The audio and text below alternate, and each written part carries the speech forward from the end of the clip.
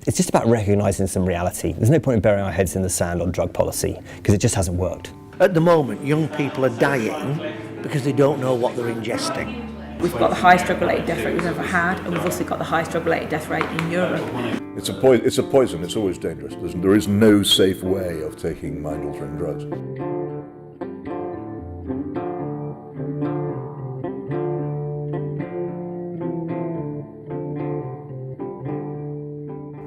In July this year, the testing of illegal drugs for purity and adulterants was debated in the House of Commons.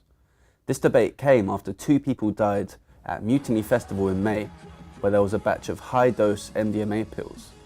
In the debate, Bristol MP Thangam Debonair pointed out that 1 in 20 16 to 24-year-olds have used MDMA, also sometimes known as ecstasy, in the past year. She went on to explain that at a festival with testing called Love Saves the Day, nobody died.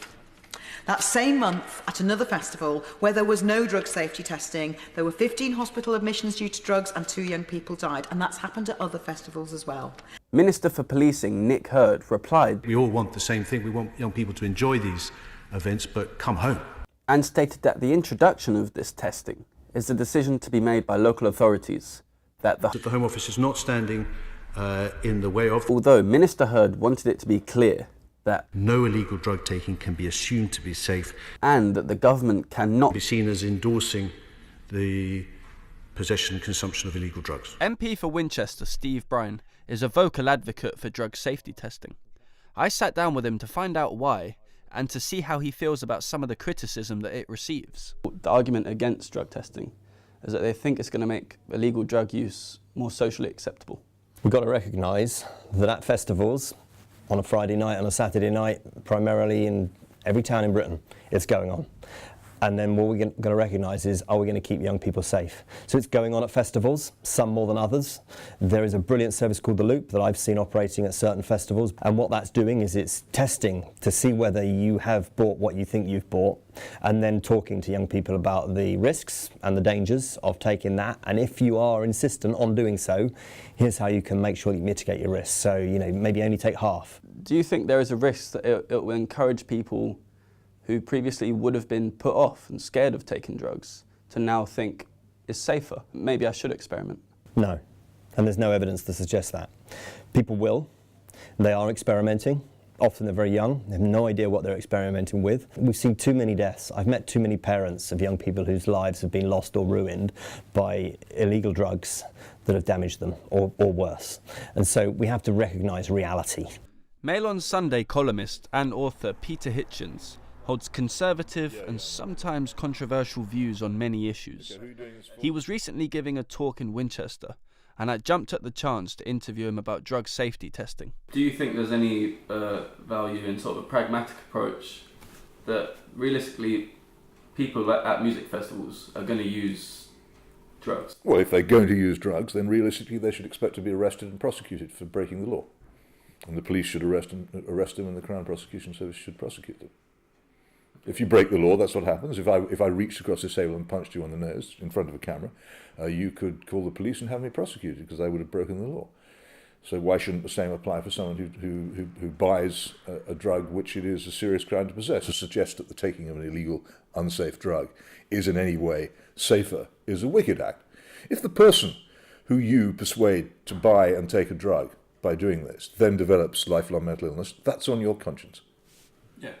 Okay, well, I wouldn't want to have that on my conscience myself. If they die, I'm not talking about dying. Rat poison or something like that, which is in the drugs, which they would have found out had they tested them. No, the simple rule with illegal drugs is they're illegal. Don't buy them. Don't take them. That's what the law is for. It's to warn you.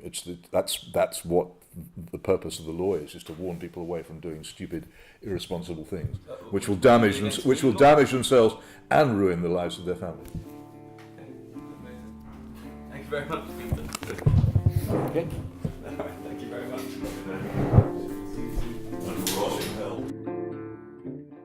Now, the interview got a bit heated and it ended on a sour note. But Peter Hitchens raised some valuable points about these drugs. They are illegal and they are dangerous whether or not they've been tested to see what's in them. In order to get a better understanding of the issue, I need to see it up close and personal. but it's December and there aren't many festivals going on at this time of year. So I'm heading up to Durham to see Fiona Measham, who works for The Loop. The Loop are organising a day of testing in Durham city centre, so hopefully I'll find out a bit more about the issue. Yeah, so the main concern would be that we are encouraging illegal drug use, and we're very clear that we don't. We say that to the service users, that we're not encouraging or condoning drug use. We tell every service user that the safest way to take drugs is not to take them at all. But we accept that this is the fact of life, that some people will go on to take illegal substances. And the people who use our service have already bought the drugs, they've already brought them in to be tested, and the likelihood is that they were going to go on and take them. And therefore what we're saying to them is, hold on a minute, please test these substances, you've got no idea what's in them, and we can provide harm reduction advice, and also we can flag up the risks.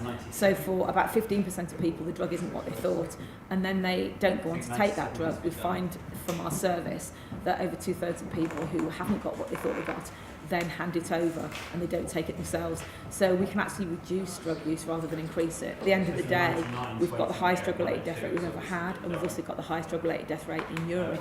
So we need to address that, and this is one of the things to do as a final point, to say, hold on a minute, we really do need to be testing what's in these substances. And one of the analogies given is it's a bit like saying that wearing a seatbelt encourages people to crash cars. It's about safety. Hi, Joseph. How you doing, sir? Good to see you. I want a more sensible approach to drug policy. Whether that's liberal or not, that's for others to judge, but I want it to be more sensible.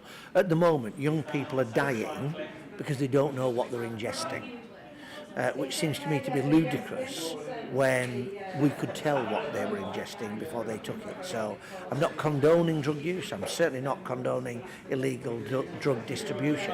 Regularly people come with drugs that they think is amphet, or they think is E, they think is MDMA, and it's nothing of the sort, or it's a cocktail of stuff that's very harmful. So the reason I'm here is because I want people to live, not die. I don't want my officers to go to families to say, your young loved one with all of the promise and life in front of them are dead. I don't want that. The number one criticism that the Loop receives is that they promote and advocate drug use. But from what I saw today, that didn't seem to be the case. Everyone who walked into the church behind me to get some drugs tested was told the best way to reduce the harm that drugs cause is to not use them at all. For me, I think it's a safer option than leaving the lives of young people and whoever uses drugs in the hands of drug dealers.